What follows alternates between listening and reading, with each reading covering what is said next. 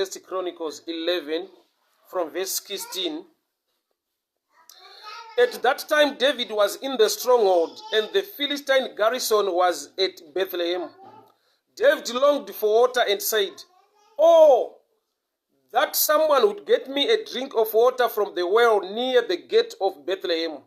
So the three broke through the Philistine lines, drew water from the well near the gate of Bethlehem, and carried it to David. But he refused to drink it. Instead, he poured it out before the Lord. "God forbid that I should do this," he said. "Should I drink the blood of these men who went at their risk of their lives? Because they risked their lives to bring it, David would not drink it." Thank you so much, guys. There was a time David Pangari in charge. He was in charge. Yet he had one challenge. Although he was in charge by territory yake, but he had a challenge yekuti the Philistines vanga varigedza kumwe kwese vamusiya David are in charge, but they were now guarding against the waters. Vanga vachita. Okay, thank you so much. Thank you, my boy. All right, Bo. Thank you. Fana aunza tea anzo deda ruto. It's all right, divine. Thanks. All right. Manje nonuika iri muna chiparidza kumana. Yagun. Just say hi to viewers. Ita hi. Ita hello. Ita ndapa de DT. Ita ndapa mfundisi T. Yazunguluza mazwi ndapa mfundisi T. Ita ndapa mfundisi T. Thank you. Iri bomba nawo. Iri kupisa itirwa nawo. Nawo ngakupe inotono. Udza nawo kubigireti yako. Thanks. Alright, sorry guys. I'm Fumafik Dennis. How are you doing? Pastor Rudor Washe Ronald Shumba Pariseiko pa Canada. How are you doing? Say, may the good Lord bless you. Thank you so much. I'm Fumafik Dennis. Thank you so much. So David was in charge, as the Bible said. At that time, David was in the stronghold, and the Philistine garrison was at Bethlehem. So the Philistines vakaita take over Bethlehem, ndokuba vanoita safeguard the well tsimira ngari ku Bethlehem. Ndokuba vasiya David are in charge in every area, but at that place vanga vakangoita safeguard. So one day he was so thirsty, but nyota yake iri very strange. Why? David was thirsty, but akati nyota ndinayo ndiri kuda mvura yeku Bethlehem. Mvura ndiri kuda mvura inobva patsime reku Bethlehem. Munhu kana aine nyota in an ordinary way anongoda mvura. But this time David ari kuti nyota ndinayo iri kuda mvura inobva patsime re Bethlehem. David longed for water and said, "Oh, that someone would get me a drink of water from the well near the gate of Bethlehem." Nyota yainayo ine choice a type yemvura yaari kuda, so that I can get the water from the well that is near the gate of Bethlehem. Ndiri kuda mvura inooneka patsime riri pedyo negedhi reBethlehem. Ndiri kuda mvura inowanikwa patsime riri pedyo neBethlehem. And pamazuva iwayo now the Philistines were blocking this. Philistines were surrounding. The Philistines were at a garrison at Bethlehem. So ane nyota but mvura yaari kuda yakaprotectwa. Kurati vaFilistia they represent a demonic system. Yakuti inogona kukusiya uri in charge doing a lot of things, but zvine much value concerning your life ndo zvakabatwa.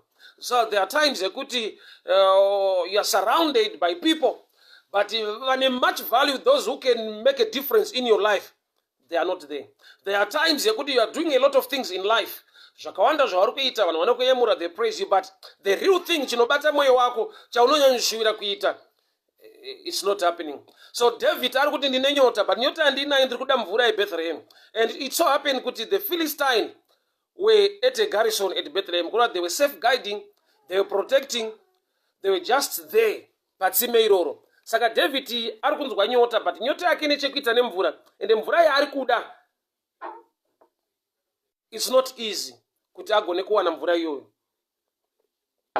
So the Philistines, they represent a demonic system iri kuita take charge or take over chinhu chavanotoziva kuti zvimwe zvese unogona kuita mulife, but zvine destiny yako, zvine chekuita nefuture yako, zvine chekuita nefamily yako hazvipo. So David haana kuita give up. I've come with this message this morning for these 30 minutes. Don't give up. Don't give up. Don't give up. Jesus is the way. Jesu ndiye nzira. Get this revelation per text. David ane nyota. Haana kuti ndaangungonwa chero mvura. But nyota iri maari yakamuudza kuti I will only be satisfied kana wanwa mvura yepatsime reBethlehem. David ane nyota. Nyota iri maari ine choice yemhando yemvura yaari kuda. Kureva kuti in life une zvinhu zvaunogona kungotora uchingoti anyway, so long life, so long life. But the real thing that matters chaunoda muupenyu, wakasvika pakuchiignore ukati zvindofunga zviitike, ndofunga izvi hazvinyatsobuda, rega ndingoitawo zviripo, ndingodhilawo nezviripo. But I've come to challenge you this morning. There is something designed by God. Pane chawakarongerwa chakanakira upenyu hwako. The best life iri designed. Jesu anoti I've come to give you life and life in abundance. Kuda kuti haasi kungopa life chete, but kune type ye life, zoe, the God kind of life. Saka David pano ari kunzwa nyota, but mvura yaari kuda iri protected. Mvura yaari kuda ine vadzivisi, ine vanhu vakagara pairi. Osa there are times yekuti there is a demonic system yakamonita upenyu hwako, ikati regedzai abate zvimwe zvese, aite zvimwe zvese, but pane chekuita neupenyu hwake panounza turn around neblessing, ndo pari kuda kunogara ipapo. But David haana kuti because the Philistines are against me, the Philistines, they are safeguarding or they are at a garrison or protecting or defending the waters dripper Bethlehem, I'll just quit. There were three guys. There were three guys vaakatuma. So the three broke through the Philistine lines, drew water from the well near the gate of Bethlehem, and carried it to David. David had three men. He had three guys. Vakati aiwa mambo, mugarambe muine nyota yakadai. Regai tinotora mvura yacho, no matter nzvimbo iyo ine maPhilistine soldiers vari kuita safeguard vakagara ipapo, but you are going to get there. Tichasvika ikoko ende mvura iyi tichadzoka nayo. Varume ava vakaenda ndokusvikochera mvura patsime iroro vakadzoka nayo kuna David. Varume ava vakaenda kuBethlehem vakasvika pagedhi iroro vakachera mvura vakauya nayo kuna David. David haana kunwa mvura iyi. Zvanzi akaidurura pasi akati handinganwe mvura iyi nekuda kwekuti varume ava variska upenyu hwavo. Mvura iyi inomirira, inorepresenta ropa. It represents their blood or their life. He refused to drink it. He poured it out before the Lord. God forbid that I should do this, he said. Should I drink the blood of these men at the risk of their lives? Because they have risked their life to bring it back, David would not drink it. So to David now, this water represents blood. I'm sure you can quickly get the revelation. This water, yacherwa patsime reBethlehem, to David, it represents blood. Bethlehem, it means house of bread. And Jesus is the bread of life. And Jesus ari kuberekwa muBethlehema reJudea. So to David, vanhu vari kuuya nemvura iyi, haisi mvura. Vanhu vari kuuya the prophetic message for the New Testament church. Kuti your hunger and your thirst in all matters of life and murwendo rokunamata kwako, you must be thirst concerning issue ye relationship. Blood means relationship. Blood is a shadow picture yeropa raKristu akaberekerwa Bethlehema rikaitwa shed for humankind to be saved. So David paari kuti this water represents blood. In other words, he is saying, pazvinhu zvese muupenyu zvekunamata, uchaona the devil is not worried when you can get land, when you get property, you can get a family. But the devil is worried. The devil will safeguard and protect you against understanding the revelation of family, the revelation of the blood. Why? Because when you are part of the family, you now have a right. When you are part of the family, you belong to the family, you now has a right to operate as a son, which means identity crisis is the number one weapon the devil wants to use against the church. Because if you don't know kuti uri ani muna Kristu, if you don't understand kuti ropa raJesu rakakuitani, you operate at a lower level, at a lower class, at a lower standard. Kureva kuti your level of understanding your identity in Christ matters most. Saka pano varume vari kuenda kunotora mvura, but vauya nayo David anoti iya haisi mvura. It represents the blood, and blood makes a family. Zvoreva kuti David ari kuti pazvinhu zvese zvekunamata, you must get this thing first. Why? Because the devil will protect against this. Andei kugarden. Kugarden nyoka iri kutaura ichiti aichokwadi kuti Mwari anoti mukadya izvi munozofanana naye kudidi. Mwari ari kutya kuti mukadya munofanana. Or else the devil paanouya kuna Jesu achitemuta Jesu anoti, if you are the son of God, if you are the son of God. Kana Satani akauya nemiedzo kuna Jesu akatanga nekucheka identity akati, if you are the son of God, turn these stones into bread. Kana uri mwana wa Mwari, kana uri mwana wa Mwari. Ku garden reiden anoti Mwari vanototya kuti mukadya munozofanana. Yet munhu akasikwa nelikeness neimage yaMwari. So that the devil, when he wants to attack you, anotanga acheka your identity knowledge, because identity crisis inoita kuti uoperate at a lower level.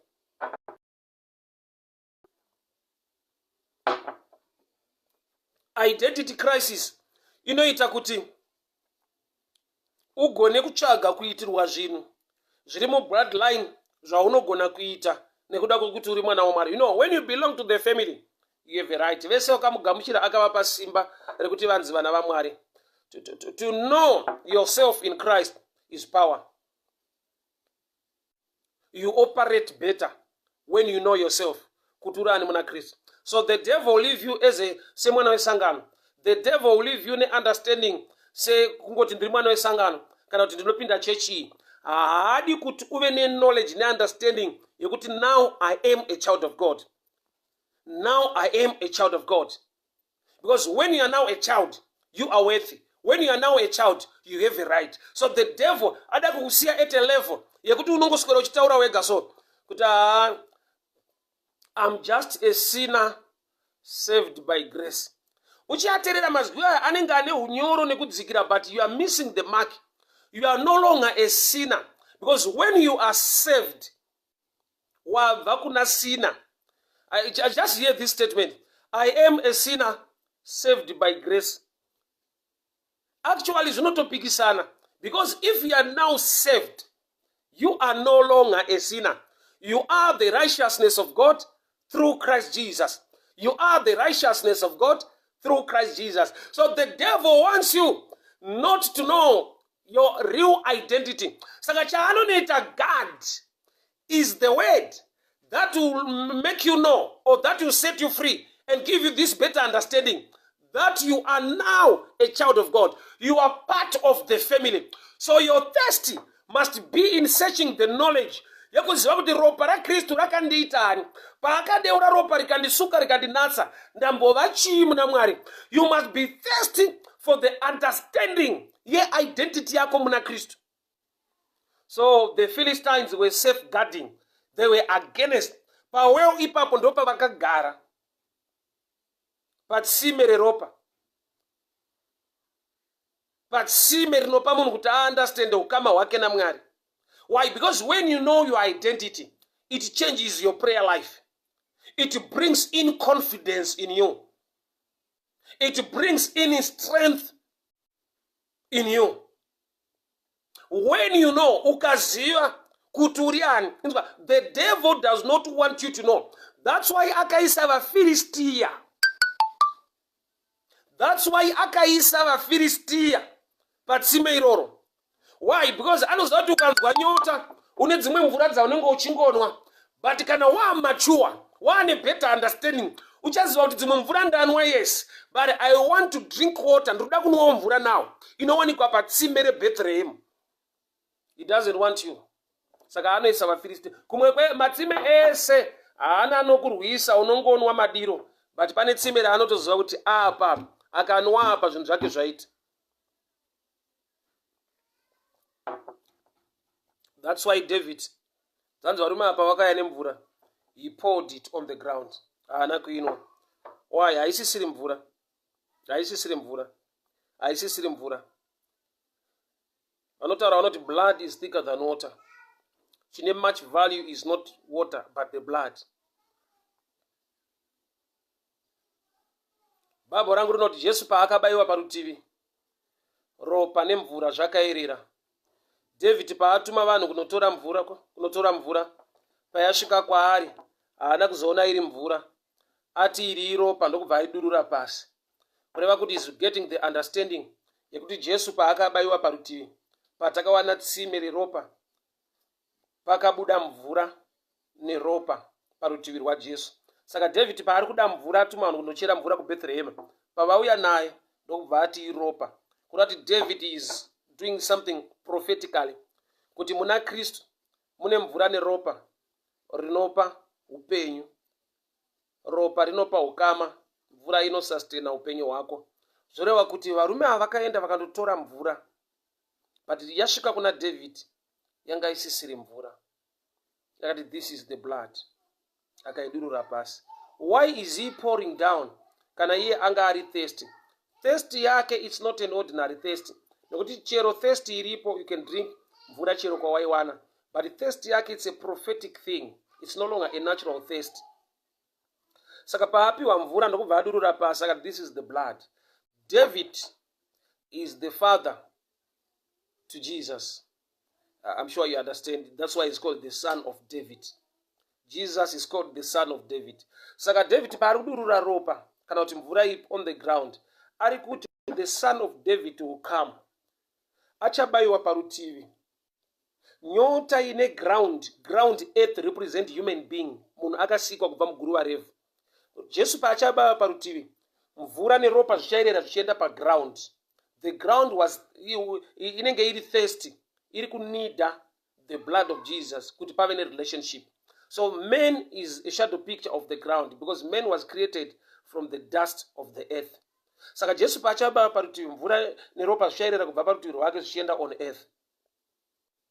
Saka varume apa vauya nemvura, David aibata kapu ndokubva adurura pasi. Is doing something prophetic. Kuti Jesu paachauya, the son of David, ropa rake richadururwa panyika, nokuti ari thirst is the world or the ground. So David ari kuti to the church today, ungave nenyota yazvimwe zvinhu zvese muupenyu, nyota yesuccess in whatever area you want, the relationship, financial, academics and whatsoever. The devil can sometimes leave you getting all those, but he will protect against you kuti utsvake chinoita nekuti uve ne relationship naMwari, uve ne understanding ye-identity yako.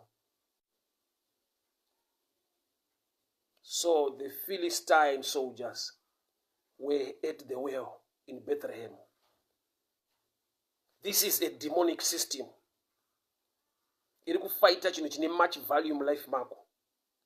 I don't know whom I'm talking to, but get this understanding. There are times you are enjoying life, many things happening, zvaunoshuwira, but the real thing, ukava real to your life, the real thing chauri kutsvaka nekudesire kuchiitika muupenyu, ichocho charamba.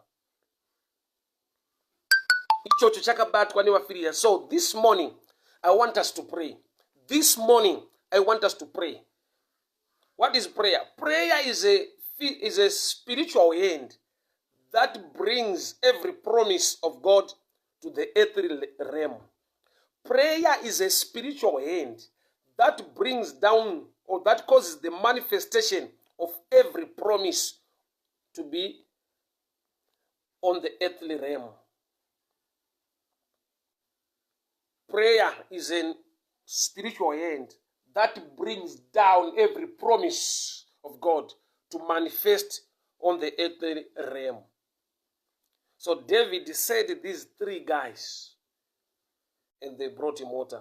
Although the Philistines were there, but they could not stand these three guys. May God bless you to a level yekuti no matter your enemies are standing against your business, against your relationship, but you just make it. Why? Because of the blood of Jesus, because of your relationship with God, because of the blood that was shed, and you have believed in him. He is the way. So no, despite the Philistines were there, but these three men broke through. I speak a breakthrough into your life. I decree and I declare a breakthrough over your financial life. I decree and I declare a breakthrough. Ngazviitike muupenyu hwako. Ivo vaFilistia vakagara patsime, vachanzwa kuti wakainwa, vachanzwa kuti yakacherwa mvura. You are going to get it. You are going to make it. Why? Because the water represented the blood. So which means by the reason of your relationship through Christ Jesus, for he is the way, and he makes a way where it seems to be no way. Iyo mweya yakagara patsime reBethlehema haina simba. Why? Nokuti mvura vakamanage kuichera ipapa. Don't lose heart. Don't quit. Mwari vane nyasha. Uchanwa mvura. Mwari vane nyasha. Zvichaitika muupenyu hwako. Vakagara kudaro ndokuti vazive mhando yaMwari waunonamata. Ndokuti newe ugone kuziva nekunzwisisa simba rina Mwari wako nenyasha dzaakaisa muupenyu hwako. Father, I decree and I declare, chese chakagarwa nemweya yetsvina kuti vana venyu vatadze kuachiva, pese pakagarwa nemweya yetsvina kuti vana venyu vatadze kuva successful, I stand against that spirit in the name of Jesus. I decree and I declare breakthrough, success and favor. Chese chakagara pa business rake, chese chakagara pa wanano yake, chese chakagara pa basa rake, chese chakagara pa family yake, nezita ra Jesu, mvura ngaicherwe, nezita ra Jesu, ndinotaura breakthrough and favor. By the reason of the blood of Jesus, every evil altar being raised against their lives, may it catch fire in the name of Jesus. Every evil altar being raised against their lives, may it catch fire in the name of Jesus. Every negative voice speaking negatively against their families, against their businesses, against their career, in the mighty name of Jesus, may every voice be silenced in the mighty name of Jesus. VaFilistia, despite uvepo wao pamatsime vana venyu, ndataura breakthrough, ndataura breakthrough. Sevarume vakatumwa naDhavhidha vakadzoka vaine mvura. Baba, ndiri kutaura nyasha, ndiri kutaura favor. Tumai vatumwa venyu, ndiri kutaura nyasha. Send your angels, ndiri kutaura nyasha. Ngatidzoke nemhinduro, ngatidzoke nemhinduro, ngapabatike favor muupenyu hwavana venyu. VaFilistia nyangwe vakagara patsime, bandataura favor nenyasha. Havagone kudzivisa zvine ropa raKristu, havagone kudzivisa pane ropa raJesu. Ndataura ropa rechikuriri, nokuti shoko renyu rinoti vakakunda nekupupura kwemuromo yavo uye neropa regwayana. They overcame by the testimony of their mouth. Vakatarabosha rigadalaso reketelebosha mante dalabosa. Vakakunda neropa regwayana uye nekupupura kwemuromo yavo. Vakakunda neropa regwayana uye nekupupura kwemuromo yavo. Muromo wangu unopupura, I am a victor and not a victim. Muromo wangu unopupura, success is my portion. I'm not a failure. I'm anointed. I'm appointed for such a time to make a difference. Every Philistine system standing against my career, every Philistine system standing against my business, I speak the blood of Jesus. I speak the blood of Jesus. Mweya yechina yakagara pamatsime, mweya yechina yakagara pamatsime. David wakabudirira kuchera mvura. Vana venyu vapei mweya wokukunda, vapei mweya wokubudirira mangwanani ano. Mazvita Jesu, mazvita Mwari wenyasha. In the mighty name of Jesus, I pray. Amen and amen. Thank you so much, guys. Thank you so much, guys. Thank you so much, guys. Ninoona handine nyota yekuparidza. Just skipping a day is not good for me as well. Thank you so much, guys. Nanda wazopa apology for the last night. You see, atinaku kuwa service because network was so bad. But anyway, thank you so much for tuning in this morning. Mwari wakuchengete, Mwari wakugonese kumabasa, muwaniri wenyasha favor. Zvese zvinoda kugara pamatsime eupenyu wenyu. Tataura ropa raJesu, ropa rechikuriri. Vakakunda neropa regwayana. Ropa iroro brand victory. Pane ropa beds, pane brand victory. I speak victory, success and favor. Mai Munya, a good morning to you. Mwari wakuitire nyasha. Mai Mutasa, a good morning to you. Mwari wakuitire favor. Mwari wakuchengete. Amfumo afiki Dennis, Mulungu akudaritse na kutsogoleni kwambiri zikomo. Thank you so much. Sister Have a nice gatawa. Mwari wenyasha akugonese itendai Dube Leonard. May the good Lord bless you. Angelina Debe, may the favor of the Lord be upon your life this morning. Linda Makaka Masango Nyasha Zwedzerwe Mupenyi. Wishes Mterongaranda Taura favor nekugoneswa muzvara nhasi. Gelika Wanzarua, I speak blessing, protection and favor in the mighty name of Jesus. Sibongile Mzila, I speak favor and blessing to be upon your life. Oh, Sergio Alexandra Ernesto, how is Maputo? May the good Lord bless you. May the blessing of the Lord be upon your family, be upon your work, be upon your life. Nyasha dzamwari dziwanzwe muupenyu. Favor nekubatiswa zvinoendeka nezita raJesu. Every plan of the Philistine, every demonic system guiding against every area yaunoshuwira kuti zviitike muupenyu, I speak blessing and favor. I speak a turnaround. You are going to make it in the mighty name of Jesus. Breakthrough be your portion this morning. Nyasha tapfumane, I speak breakthrough and favor in the mighty name of Jesus. In the mighty name of Jesus. Brenda Mshambadzi, I speak breakthrough and favor in the name of Jesus. Rabo Shalabasanda, Reketelebo Shiata. Breakthrough and favor.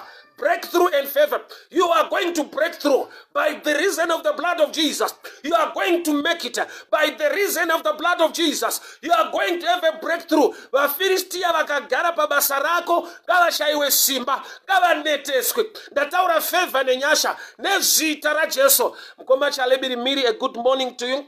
A good day to you. God bless you so much. May favor be your portion. Breakthrough over your life in the name of Jesus. Melody, I speak breakthrough. I speak success and favor. Your touch and the blessing of the Lord be upon your life. Daniel Mushangwe, I speak breakthrough. I speak favor in the mighty name of Jesus. Every plan of the enemy be scattered in the name of Jesus. Every plan of the enemy be scattered in the name of Jesus. Success and favor be your portion. Be blessed this morning. Nyasha muupenyu wenyu. Juliet Shinokopota, may the good Lord bless you. May the favor of the Lord be upon your life. Breakthrough this morning. Breakthrough in the name of Jesus. Breakthrough be your portion by the reason of the blood of Jesus. Rabo Shatalabosa, Rigadalabasuketaya, Menta Barato. Every Philistine garrison standing or guiding against whatever you want in life. Gavatame Kojino Gavatame. Gelika Wanzarua, blessing to you. Pastor Kudakwashe Mackenzie, bless you. May the good Lord bless you. Daniel Mushangwe, receive the favor and the blessing of the Lord. Shokoramari that David wakati ndirikunzwa nyota, but nyota andina ndirikuda mvura ye Bethlehem. I want to drink from the well of Bethlehem. Kureva kuti andina nyota iri ordinary. Andichada life iri ordinary. Andidi life satisfy zvinhu zvisina basa. I need the grace of Lord to be upon your life, to be upon my life. Ndine nyota but andisi kuda mvura yese. Ndine zvandiri kuda muupenyu but andidiwo zvese zviri ordinary. I want something greater, something bigger. Ndiri kuda chiombe, ndiri kuda chakakura, ndiri kuda chine nyasha, ndiri kuda chine favor dzaJehovha. Baba ndinonamata mangwanani anu. Vana venyu mvura yese yavanodziviswa kunwa nekuda kwevaFilistia. Ndataura simba rechikuriri. The power to break through. The power to break through. The power to break through against every Philistine garrison. The power to break through. Ngavanwe mvura yavanoshuwira. Ngavararame zvavanoshuwira. Ngavasangane nezvavanoshuwira. Wakaipa ngaanyadziswe. Ndataura simba rechikuriri nezita raJesu. For thy word says they overcame by the blood of the Lamb and by the testimony of their mouth. We testify success is our portion by the reason of the blood. We testify we are going to break through and make it by the reason of the blood of Jesus. Father, I pray over the viewers. I decree and I declare breakthrough be their portion in the name of Jesus. Success and favor upon their families, upon their lives, in the mighty name of Jesus. Thank you, Father. We honor you. We glorify thy name. We thank you, mighty God, because you are faithful, you are mighty. Shoko renyu rinoti vakavapa simba kuti vanzi vana vaMwari vese vakamugamuchira akavapa simba. Thank you, Lord. Thank you, Lord, for empowering your church, empowering your people. Thank you, Lord, by the reason of the blood. By the reason of the blood, we are going to make it. Success is our portion. In Jesus' mighty name I pray. Amen and amen. Thank you so much, guys. Thank you so much, guys. God bless you. Good day to you. Muskwere mnyasha mwari vakuchengete vagonese. We meet later in the evening. 9:30 later in the evening. 9:30. God bless you. Tisanganiswe manheru zvakare. Mwari wakuwanire nyasha, Mwari wakuwanire favor. Mugone kunwawo mvura yepatsime reBethlehem. Not just ordinary water, but water with a difference. That represents blood, relationship. That represents blood, victory. That represents blood, favor. In the mighty name of Jesus. Amen and amen. Bye-bye. Bye-bye, bye-bye, bye-bye, bye-bye. This thing you have to know. Anyway, bye-bye, guys. Bye-bye. Thank you. God bless you. God bless you. Mwari wakuitire nyasha. Musikwere munyasha. Muchengetwe nashe. Favor iwe pamusoro peupenyu wenyu. Muzita la Jesu Kristu Nazareta. Amen and amen. God bless you. God bless you. Amen. Bye-bye.